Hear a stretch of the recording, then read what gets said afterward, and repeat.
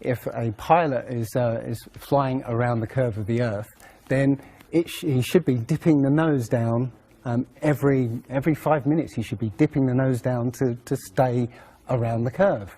But the thing that really got me interested was, as you say, the gyroscope. In a plane there is a artificial horizon, okay, and it's based on a gyroscope. And if you spin a gyroscope on a surface, it will want to stay upright. You can twist and tilt the surface as much as you like, the gyroscope will stay upright. So if a plane has a gyroscope and it starts following the curve of the Earth, the gyroscope would stay upright, which means the artificial horizon will start to roll backwards. But it doesn't. That's absolute proof that a plane flies over a flat surface rather than a curved one.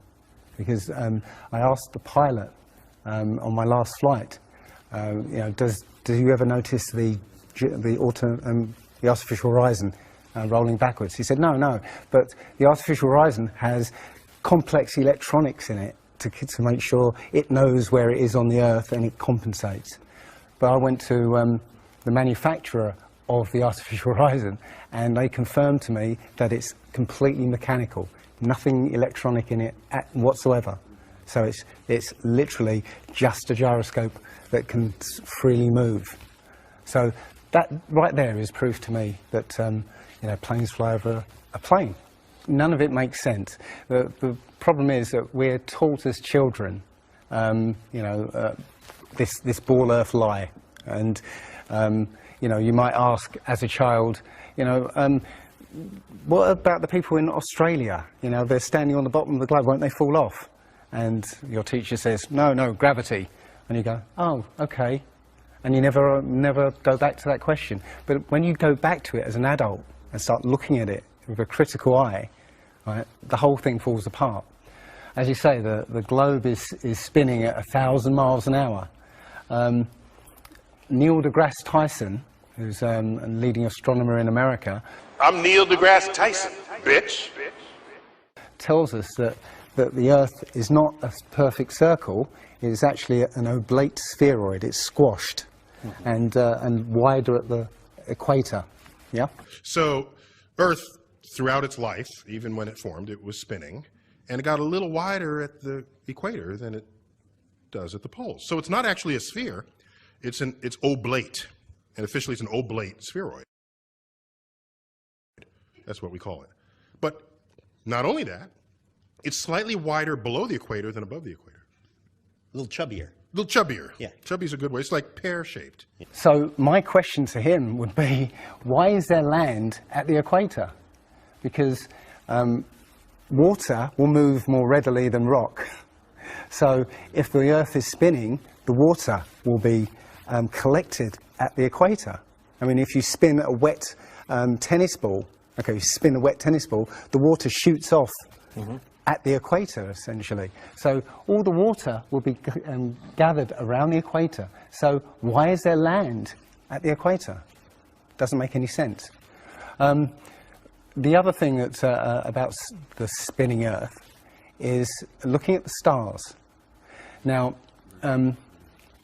directly above the axis of spin is the pole star, Polaris, okay, directly over the North Pole.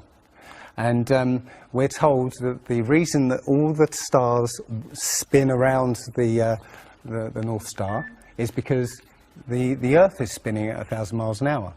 Okay, seems to make sense, because if you put a long exposure camera pointing at the North Star, you'll see the stars will make perfect circles around, perfect star trails. The only problem is the Earth is also orbiting the Sun at 67,000 miles an hour. Okay, the Sun is moving, dragging the Earth and all the planets up that way or that way at 600,000 miles an hour. So why do we see perfect circles? You know, because that's the slowest speed, that's slowest motion in that mix, And yet the Earth is moving 67 times faster that way and 600 times faster that way. So you should see the stars do all sorts of strange motions, but you don't. You only see them make these perfect circles. That tells me that it's the stars that are moving, not the Earth. The thing is, what the scientists will give you is calculations and and theories why that happens. But we have experience. We see things and they either make sense or they don't make sense. What the scientists do is substitute our common sense and our intuition for calculations and theory, and we're supposed to believe the calculations rather than what we experience ourselves. There was a famous experiment back in the 1800s in England called the Bedford Levels experiment. Now, the Bedford Levels is a canal that is perfectly straight for 6 miles. Okay, so what a chap called Samuel Rowbottom did was he took a telescope, put it in the water about 8 inches above the water, and he had a friend, had a friend in a rowboat with a flag on the back, row all the way to the other end, and he was able to see the flag on the back of the rowboat the whole distance.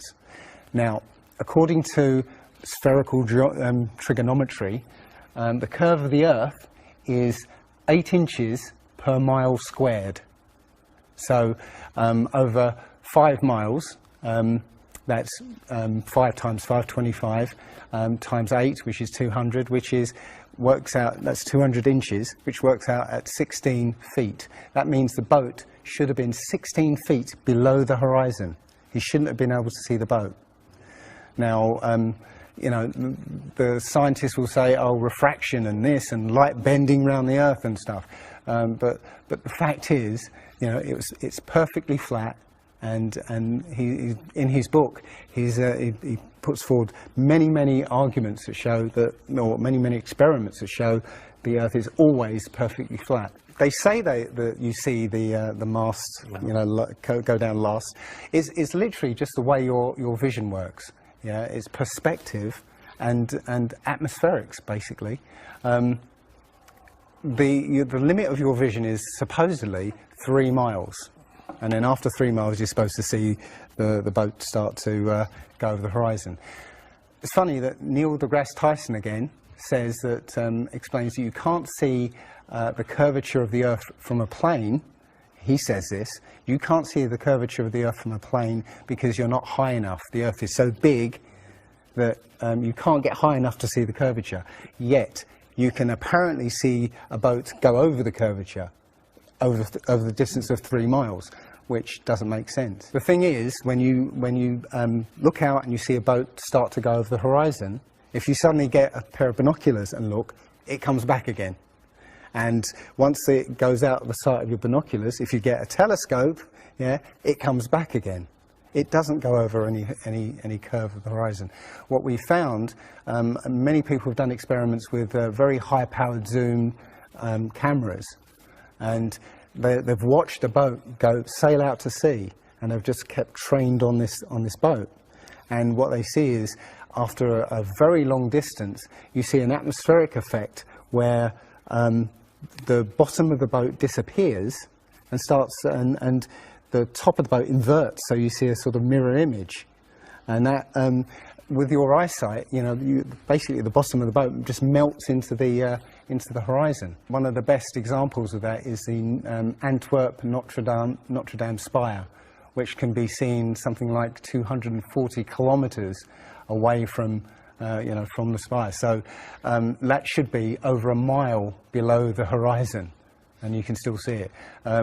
There's been a few famous examples just recently of a man who took a picture across the Great Lakes from Michigan and was able to see, I believe it's Chicago, which he shouldn't have been able to see.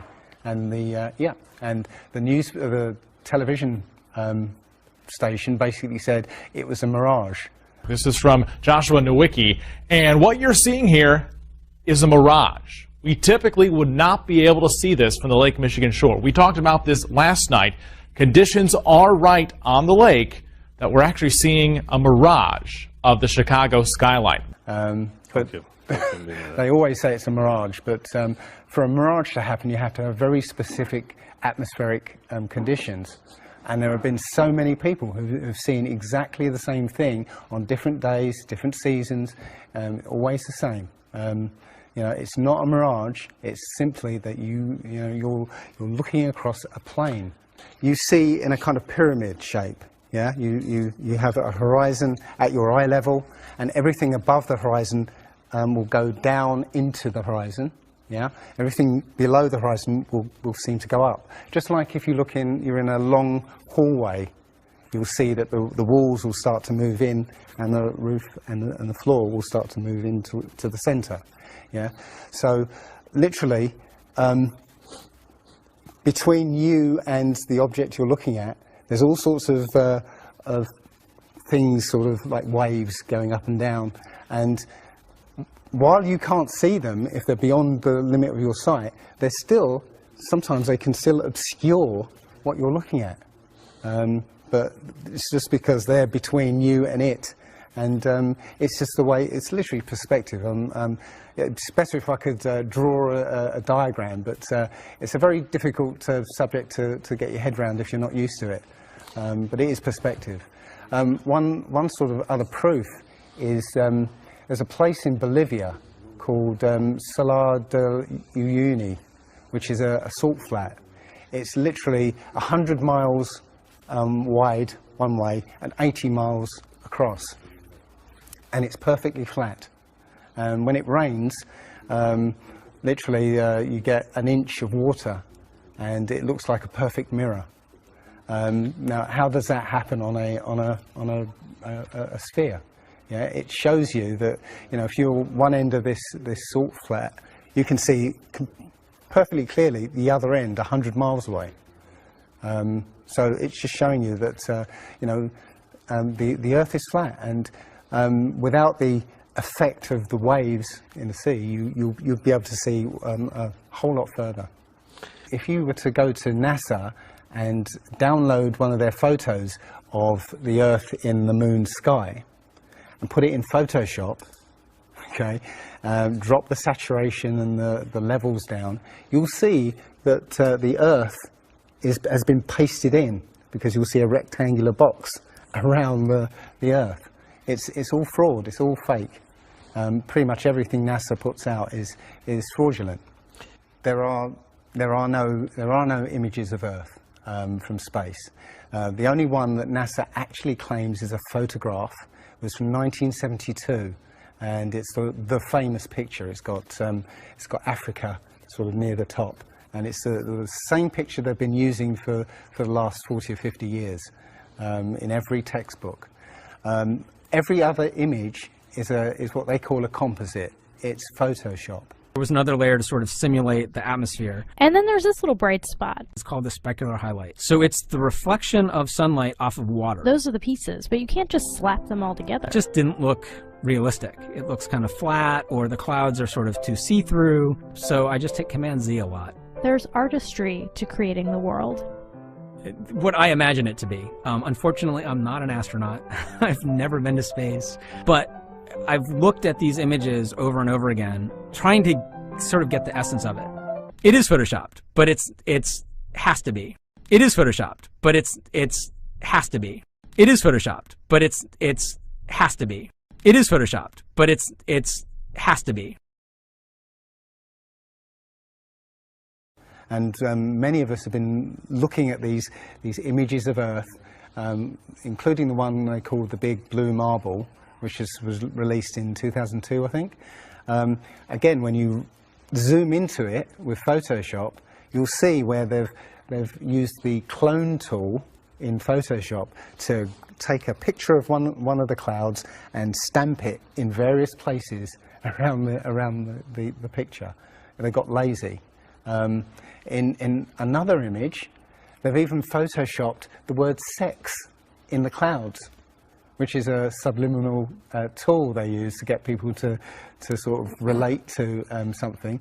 They literally, you can look at this and you can find it on NASA's website. In a video I'm working on at the moment, I've got a video from what they call the Galileo space probe, as it left Earth, it took a series of shots of Earth, apparently. And you see that over the course of 25 hours, the clouds never move, okay? Now, I happened to find some pictures of, satellite pictures of Earth, and I noticed that in these separately taken satellite shots, the clouds were exactly the same as the ones in this Galileo shot. So it's a cloud map. It would be very simple indeed to just silence everybody, you know, put an end to this topic once and for all, turn the Hubble round and show us Earth in real time, zooming in onto a place so that we can see what's happening at that place, and we know that there is something up there looking down on us from space. But they will not do it. They can't do it. It doesn't exist. It literally doesn't exist. When you go onto the plane tracking software, you'll see hundreds and hundreds of flights over the northern hemisphere, and you can track those flights from beginning to end. When you look at any flight in the southern hemisphere, what you'll find is the flight takes off and disappears off the tracking, usually about an hour after takeoff, and then later on will reappear an hour before landing. Now, there's no explanation for it. I mean, the point is that distances are very different, and distances and flight plans are very different on the flat Earth than they are on the ball. And when you look at flights in the southern hemisphere, they make some really crazy, you know, sort of deviations. So, for instance, if we look on here, let's say a flight from Cape Town over here to Australia, say Sydney in Australia, they will take you to Dubai first, somewhere around here, yes. Just recently there was a case of a woman who was pregnant on a flight, and she was about, her waters broke on the flight. And I think it was from the Philippines to Los Angeles.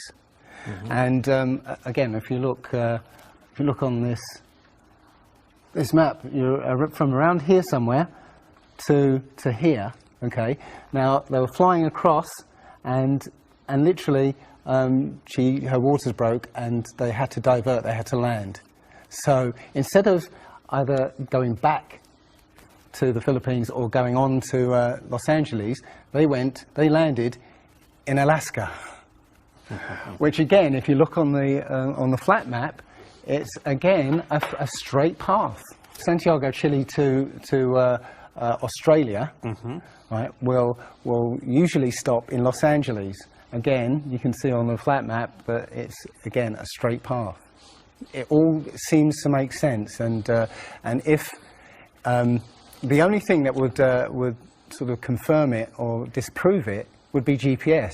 But you know, hey ho, GPS doesn't work in the southern hemisphere. This is an issue because there have been a few people who said they've taken flights that have taken only 14 hours, and they're direct flights from Australia to South America. Now, somebody has actually redrawn the flat map to take into account these, you know, the distances, and apparently the distances work out. I haven't seen the map myself, but you know, I should be looking further into it. But yes, up until these people came forward, and again, I haven't seen any real evidence that they have taken these flights. They told me they've taken these flights, but who knows? They can actually advertise a flight that's direct. You know, they can price it out of the range of most people to take, and then if anybody does take it, they could cancel it. I don't think any flights actually fly directly over the North Pole at all. I think they skirt the North Pole, mm-hmm. but I don't think they fly directly over the actual pole. So mm-hmm. I don't know if it's to do with magnetics. The only thing I do know is that nothing flies over the South Pole, because again, on a flat map, the South Pole, the continent of Antarctica is the ring around the Earth. So you can't fly over the ring and get anywhere. That's why we're not allowed to go there. I mean, think about it. It's the only treaty that's all these countries have signed and never broken and completely agreed on. It's the only one. And what treaty is there that everybody's agreed on? We're being kept away from it for a reason. They have some scientific bases there, and literally it's controlled by the military. If you try and go there by yourself, you will be sort of picked up and escorted back. There was a guy called Jarls Anderhoy who tried to take a mission to the Antarctica, and he was picked up and taken back by the military. It's a good reason, because they don't want you finding out what's beyond. Admiral Byrd he actually did four expeditions, and most of them were military expeditions with huge military groups. Thousands of people, planes, boats, the works. And yes, he confirms in an interview that he discovered a continent as big as the continental United States out there, that was with warm water lakes and mountains and everything, that was completely uninhabited. And he described it as the other side of the South Pole to Middle America. So on the globe, that means it would be somewhere in the Indian Ocean. There's a huge continent that nobody knows about. So yeah, there's more going on than meets the eye. The other thing is, after Admiral Byrd came back after his last expedition, Antarctica was sealed off, and both America and the Russians started firing nuclear missiles straight up. Now, in America, that was called Operation Fishbowl, and it came under something called Project Dominic. Well, Fishbowl makes sense, because it seems like Admiral Byrd found the edge of the dome, okay, while he was out there. And as soon as he left there, they started firing missiles straight up, I believe, to try and test how far that dome went. If you look at the footage of these explosions, what you'll see is an explosion. Well, when a bomb goes off in midair, it's a fireball. It expands in all directions and mostly up. Okay. Now, if you look at these explosions on Operation Fishbowl, they explode outwards in a ring, which means it's exploding against something, because it can't rise with the heat. So it's exploding against something and exploding outwards. Okay, and the middle of the explosion, you'll see it glows, hot, and then it cools over time. So it looks to me like they were exploding against a dome. Now, I said it was Operation Fishbowl, obviously Fishbowl, but there's a chap called Rob Skiba who discovered that the Project Dominic, the word Dominic means of the Lord, Fishbowl of the Lord. So I believe they clearly know that we're in an enclosed system, and Admiral Byrd found the edge, and they've tested to see how far it goes up. They will also say that if a sniper is trying to hit something a great distance, a couple of miles away, they have to take into consideration the spinning of the Earth, because they say that as the bullet leaves the muzzle of the gun, it's now independent of the rotation of the Earth. So, the Earth will spin away from where the bullet, and you have to take that into account. They say that about artillery shells as well, but it's not true. If that was true, a sniper would have to spend ages and ages calculating how to make that shot, and they don't. They literally take into consideration the wind and the elevation, and they don't take the Coriolis effect into consideration at all. Also, planes. If that works for bullets, if bullets, as soon as they leave the Earth, they're now independent of the spin, then why doesn't it work for planes? Yeah, there's a video on YouTube that actually tries to explain that the Coriolis effect works by using the example of a paper plane. You have to throw it. If you throw it north, the Earth will spin and the plane will land sort of you know, east. But if you take the idea of a real plane, you know, a plane would have to aim north to go east in that case. But that's not what happens. And if that was the case as well, planes would have to land on runways that are moving. And that would be impossible. But how is it that you can take a flight from London to New York and it will take exactly the same time as a flight from New York to London? Yeah, one's with the spin of the planet and the other one's against it. So it doesn't make sense. They'll say that the whole atmosphere is moving, yeah, with the planet, but that doesn't make sense either, because you know, the atmosphere, say it's that thick, the top layer of the atmosphere will be moving slow, and as further you get in, will be moving faster. So, you know, if everything is moving like that, how do you get a light breeze that blows against the spin of the planet? You know, how do you get a breeze that goes from north to south? It just doesn't make sense. And again, science will give you calculations and you know, esoteric ideas, but you know, you can go out and look for yourself, and you'll see, you know, you'll see what makes sense and what doesn't. The other thing is that, you know, we have senses to be able to sense acceleration. Yeah, you get in a car and somebody puts their foot down, you know, and you get thrown back in your seat. You can feel the acceleration. Yeah, you can feel changes, very minute changes of acceleration. Yeah, so how is it that if you live up here in Macedonia, yeah, which is spinning at maybe 700 miles an hour, yeah, because the speed it's spinning is slower than this speed. So if you took a flight down to Africa, yeah, on the equator, why don't you feel the change in acceleration? Yeah, so why don't you feel the change in acceleration? You know, you have these senses that will register the slightest change, yeah? But you get off the plane there and you don't feel dizzy, you know, because now you're moving a lot faster. So, no, it doesn't make sense.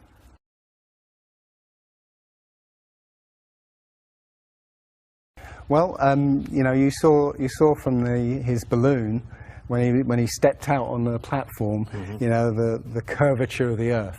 Yeah, it looked very obvious. Oh, everybody pointed it and said, "Oh, look, there's a curvature." But when you actually looked at the ground, when you looked at the Earth, well, it was New Mexico. That's where he jumped. The whole Earth that you saw there was New Mexico. So if that was a curvature, the Earth must be very, very small indeed, and New Mexico must take up a huge part of it. Yeah, it was a fisheye lens to curve that, to make that curve. And when he jumped, it took, I think it took him like 2 hours to get to that height. Yeah, he went straight up. In that 2 hours, the Earth should have rotated away quite a distance, but I think he only landed something like 70 kilometers away from where he sort of went up in the first place, and that can be you know, attributed to the wind. You know, so no, I mean there's no proof whatsoever. There is so much to this. As I said, if you start looking and asking questions about the very basic things, you'll find that the answers you were given as a child just do not make sense.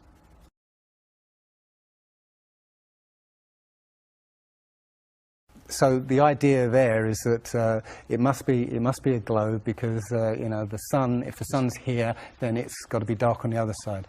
Well, the thing about the sun is that we're told it's 93 million miles away. It's not. It's actually something around 3,000 miles away, and about 34 miles across.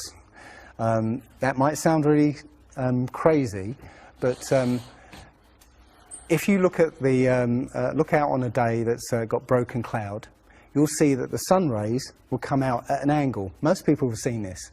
The rays come down at angles.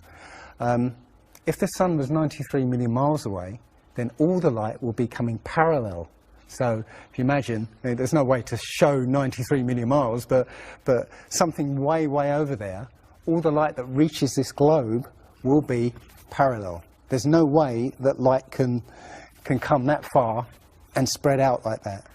Now, if you follow those light rays, you'll see exactly where the sun is. And as I said, it works out to be about 3,100 miles.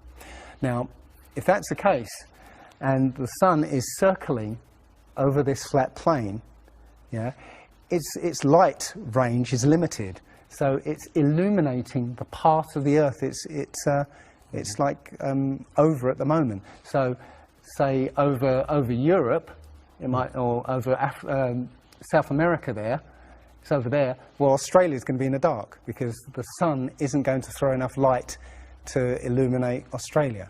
Mm-hmm. Yeah. Mm-hmm. Now, most people say, well, I see the sun rise and set. How can that be if it's just going round in a circle? Well, that's perspective again. If you actually see video of the sun coming up and going down, many times you'll see that the sun starts off as it's coming up very, very tiny, and it gets bigger as it gets closer to midday and then gets smaller again. It's literally that effect of perspective, you know, with some things above you, like the ceiling in a hallway, yeah, as it goes further away, it will seem to sink down towards the horizon until it disappears beyond the limit of your sight. And that's all you're seeing. You're seeing literally the sun circling overhead, but seeming to set.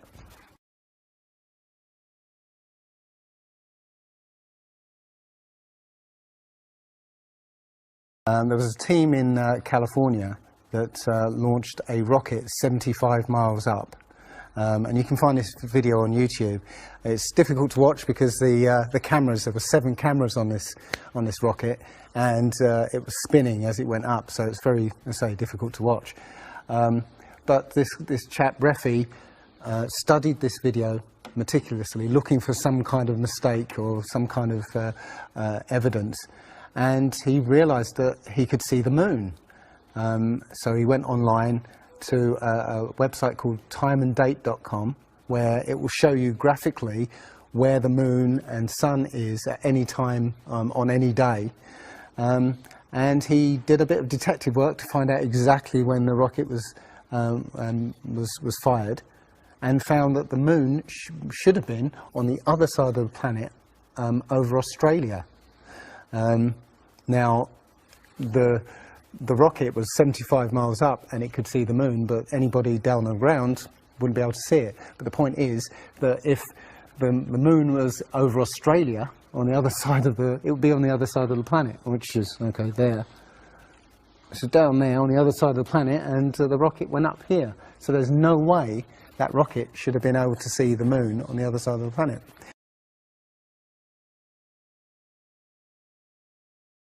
If you watch the trajectory of the space shuttle, it doesn't go straight up. It always goes in a curve and out to sea. The point is that they actually go horizontal. The space shuttle goes horizontal. It never goes any further up. It goes horizontal, very, very low down in the atmosphere, because it drops its external tank while it's still in the atmosphere. So, you know, it's still in the atmosphere while it's horizontal, so it never gets any higher, and it goes out of sight, not because it goes too high, because it goes too far downrange. And it seems that nobody's ever on the space shuttle, and the proof of that is the Challenger disaster. In, I believe it's 1986, the Challenger exploded just after takeoff and killed 7 astronauts. But it turns out that 6 of the astronauts are still alive, and most of them are using their original names. And you can find pictures of them. They're using the same names, and they're doing ordinary jobs now. Teachers, lecturers, lawyers, whatever. But they're still alive. I think it's a mock-up. I think it's an empty shell, and literally just dishes in the sea, out of sight. And they have a plane that's mocked up to look like a space shuttle. And you can see whenever the space shuttle lands, you can hear it. It's a loud jet engine. You watch any video of the space shuttle landing, you can tell it's a jet engine. It's a jet-powered aircraft. That's it. It's not a glider. In my video, I show you a glider, how that seems, and then I show you the space shuttle. And yeah, it's not a glider. It's an aircraft. And that's what they're fooling us, taking billions of dollars in and giving us images and fake planes for that 10 billion, you know, however many billions of dollars it is. But you've got the external tank and the space shuttle. Yeah, it's like horizontal at this point, and then they drop the tank. Okay, now the space shuttle isn't powered at this point because the tank has all the fuel. Yes. Okay, so when the engine stops, the tank is dropped. Basically, the space shuttle and tank should follow the same path because neither of them are powered. They should both fall in the same way. Now, because the tank has all the fuel, those pods on the back of the space shuttle aren't fuel tanks. They have a very, very small amount of fuel in there for orbital maneuvering. But from this point, which again is still in the Earth's atmosphere, because the tank, you know, is falling there, it now has to go from there into orbit. They haven't got the fuel there to insert it into orbit.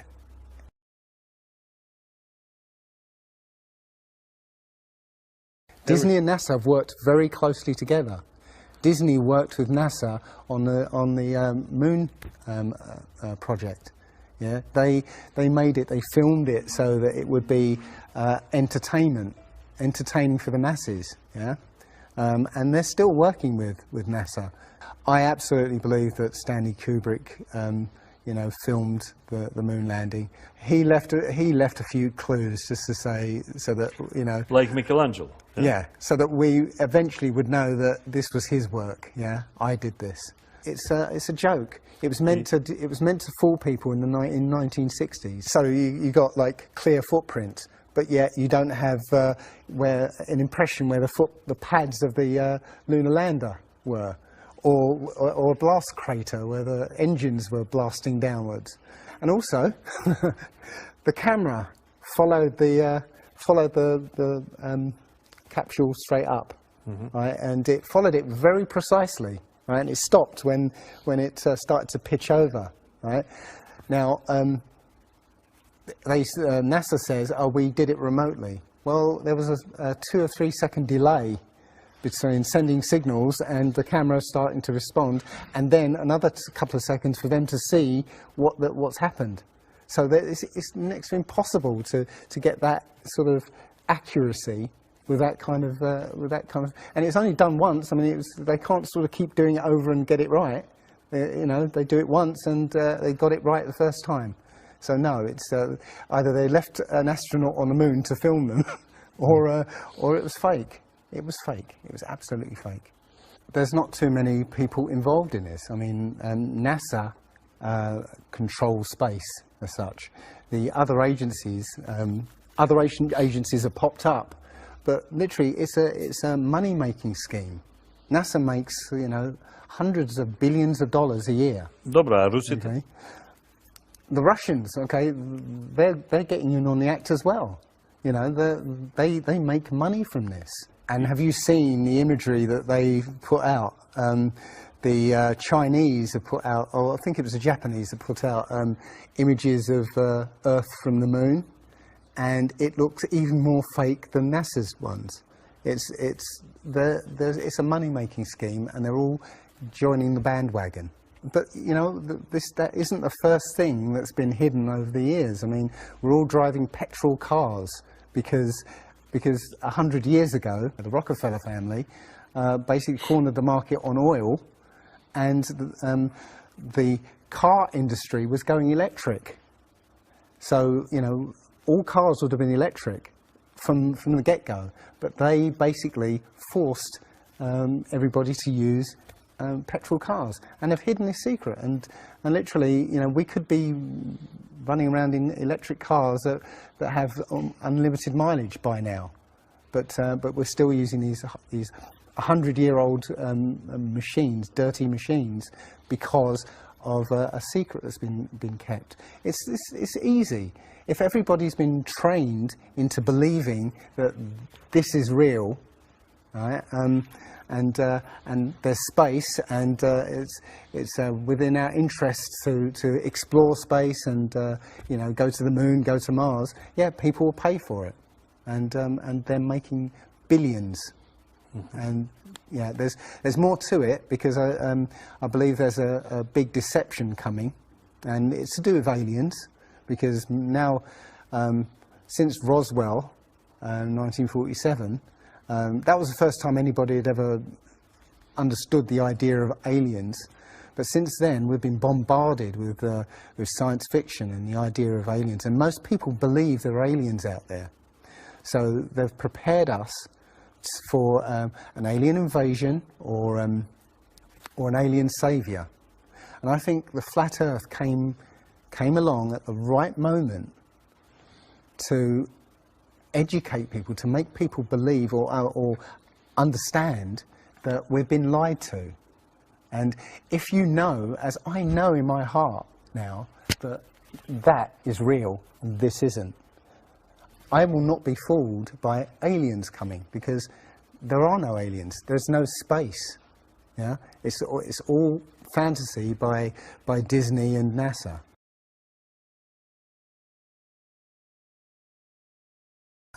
Nobody has actually really gone all the way across Antarctica. Yeah. Now there are millionaires out there who could, you know, assemble the resources to make an expedition and completely, you know, go across and chart Antarctica and make a name for themselves, being the first person to do that. Yeah, but nobody ever does. One thing I was going to say, which is slightly totally off topic, but the topic I really want to go to is that people, ordinary people, have become scientists through this. Okay. You know, the science community is ignoring a lot of the things that we're looking at, and so normal people are going out and doing experiments. And one of the experiments has turned up an amazing fact that we've not been told, and it destroys the whole idea of this heliocentric system, and that is the moon.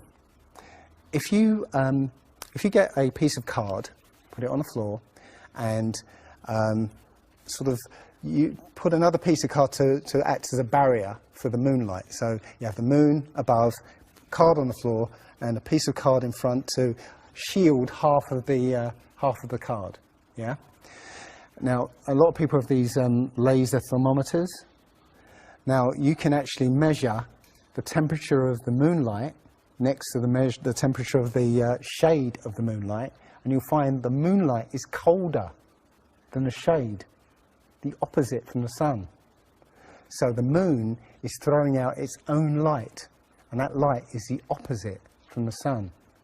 Now, that tells you that it's not reflecting the sun's light. It's producing its own, and its light is different from the sun's. So, you know, the scientific community have not told us this. Yeah, because they won't tell us this, because it destroys this idea that the sun is, you know, is lighting up the moon.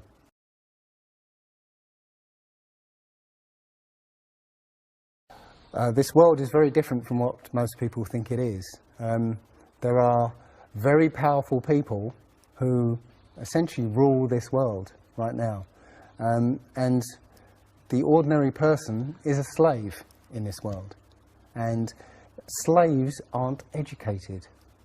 You know, they're taught what they need to, or you know, they need to know. That's it. They're not taught truth.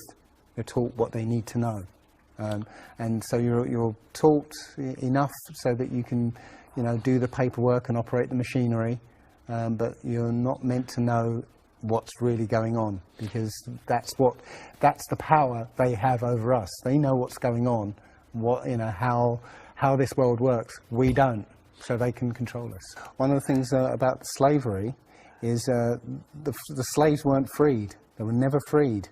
When the 14th Amendment or 13th Amendment, I can't remember which one, actually made everybody a slave. If you're a citizen of a country, you're a slave. That's what a citizen is. So they literally extended the slavery to everybody and made it an open prison, and that's where everybody in the world lives now. We're slaves to very powerful masters. We don't see bars. No. Yeah? The bars are the borders of the country. Right? You have to use a pass to get out, and they'll let you out if you show them your pass. Yeah, and sometimes they won't let you out. You know, as I was coming here, I was lining up to go on the plane, and somebody in front of me was told, no, you can't fly. They found something in your bag, so you can't fly today. So, you know, we have, as I said, we have natural rights to travel anywhere on this earth. We were born on this earth. We have the right to travel anywhere. But our masters have kept us in small, open prisons that you need to get permission to move around.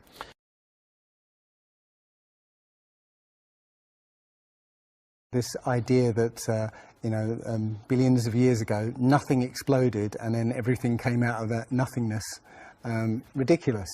But they try to make you believe that, the idea that a supreme being, a creator, created this is ridiculous compared to that idea. I mean, if you look at it objectively, I would lean towards a creator because, there's so much that points to, the fingerprint of a creator. But it's no less ridiculous than nothing exploding and becoming something. In my opinion, the Big Bang theory and the theory of evolution and the ball Earth theory are all interlinked, and they're all there to make us feel as though we're insignificant.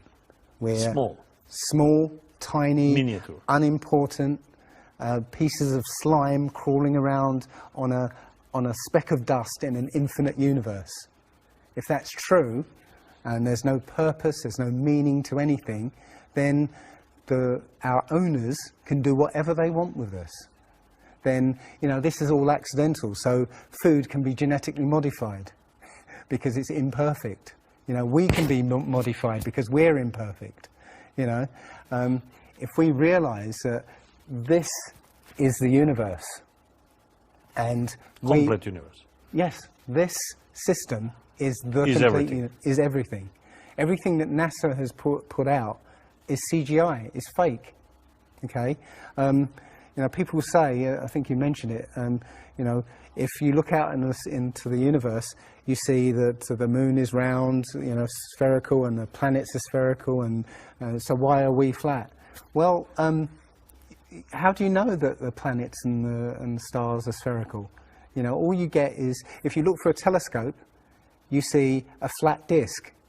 If you think you see a spherical shape there, well, it needs two eyes to resolve 3D. If you're looking for a telescope, you can't see anything in 3D. It's going to be flat anyway. So all you see is a flat blob of light. It's only NASA that's given you these beautiful pictures of so-called planets and stars. Yeah. So it's a fallacy to say, well, everything else out there is spherical, so we must be. How this is special. So why? It's like saying a basketball is round, so why isn't the court round? It's a fallacy. So this idea of a ball Earth, theory of evolution, the Big Bang, is all about making us feel nothing, so that we can be used. If everybody realized how special we all are, how unique every single life is, then this whole world would change overnight. We wouldn't allow ourselves to be used by this cabal. We wouldn't allow this planet to be destroyed, because they're destroying it because, oh, it's just an accidental planet, one of millions. We've found other Earths, you know. Eventually, if this one gets too messed up, we'll go to another one. No, this is it. So if we all realise that, then we wouldn't allow all these things that are going on. It's all about control. There are a small group of people who want to control the world, and because there's so many of us out there, you know, they can't control us directly. They can't, you know, this small group of people can't, you know, come round to all of us and control us directly. So they must use our own minds, our own hearts and minds against ourselves. And this is what they've done. They've educated us into this world, into this globe spinning, you know, heliocentric Big Bang evolution world, which makes us nothing.